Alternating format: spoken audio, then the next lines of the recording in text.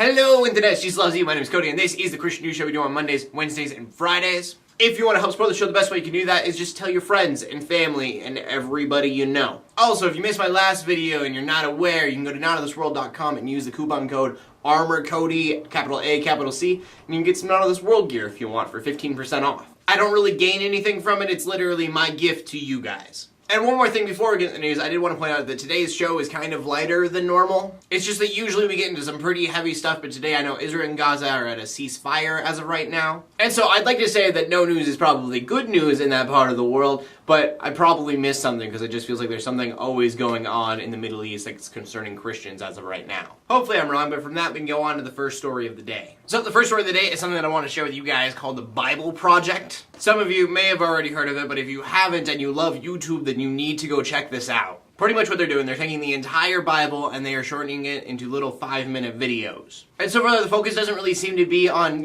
digging really deep into every single chapter. I think the focus is that most people, they read it chapter by chapter or even verse by verse. And so what they're hoping to do with the Bible is make the entire thing edible as a whole. So that being said, I'm very excited for it. I've already learned quite a bit and they only have 2 legit videos out. They have a few promotional things as well.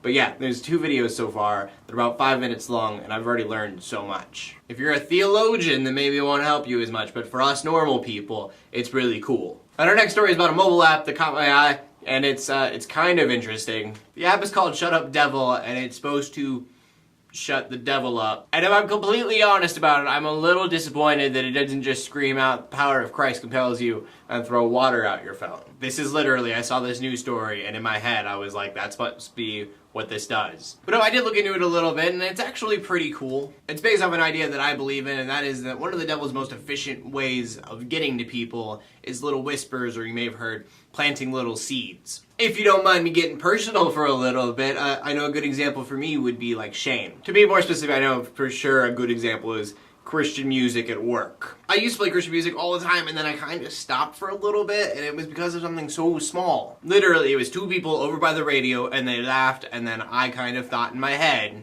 oh, they're probably laughing because that music's really kind of probably lame to them. And so all I did, I didn't turn it off, but I turned it down. And that's how it usually kind of starts. It's something small, you make a little change, but then over the course of a year, or maybe 10 years for some people, it starts to snowball and get worse. You then start to search for music that isn't as cheesy, so people don't think that it's as weird for you to be listening to it, and you're actually altering your playlist for other people. Now, full clarity, I still play Christian music at work because that's all I kind of really listen to. It's all I know anymore. And 2, I still kind of filter super cheesy music away when I'm at work just because I want people to know that it's Christian music, but I want them to know that there's Christian music out there that isn't super cheesy and they can listen to it on their own time. But again, that wasn't always the case. There was a time that I was being really careful about my music that I played at work because I didn't want people to be think that I'm weird. But I also listen to Reach Records, which preaches Romans 1:16, I am unashamed of the gospel, and so that kind of helped me out of my little funk that I had going on for a while. So that all seems off point, but it's not. What this app does is it tries to fight against those little seeds or whispers that you get in your head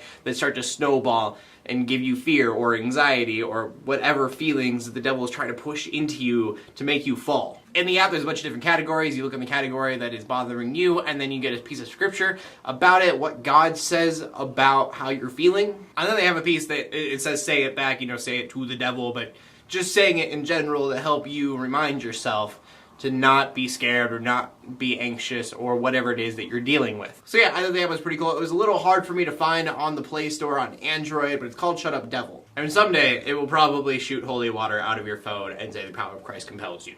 But not yet. And from that we go on to the final story of the day, which is about a commercial that I guess a lot of people are really mad about. And we've actually talked about Guinness in the past because they had a commercial that was preaching Christian values while advertising their beer. Well, now Guinness has a new commercial out that uses an instrumental version of the hymn Leaning on the Everlasting Arms. And so I know 1 Million Moms has contacted them. There's so many other people that are just super angry. How dare you use a hymn in a beer commercial? And so I think Guinness tastes awful, the same with every other beer out there. But I definitely much rather Guinness's Christian commercials over the way that everyone else has been marketing liquor, which hasn't been the most moral. Also, kind of a fun fact about the guy who founded Guinness, he actually was a really huge Christian himself. He kind of poured his entire life into making Sunday schools for children, giving money to the poor, and he was actually on the board of a hospital that was for the needy. And so a lot of money that would come from his beer would go to all of this. So that's pretty cool. And so I guess for me, the point of that story is that liquor doesn't always have to be a bad thing. But I know not everybody believes what I believe, so I want to ask you guys the question of the day. What are your thoughts on alcohol and Christians consuming it? Is it bad all the time? Is it okay in moderation? I want to know what you guys have to say, so please leave a comment in the comment section below about that, or anything I talked about today, or anything that you want to bring up just because. My name is Cody. I review Christian news in a not so boring kind of way every Monday, Wednesday, and Friday. In closing, let the haters hate, let the Christians pray, and to everybody like, subscribe. I'll see you later, and God bless.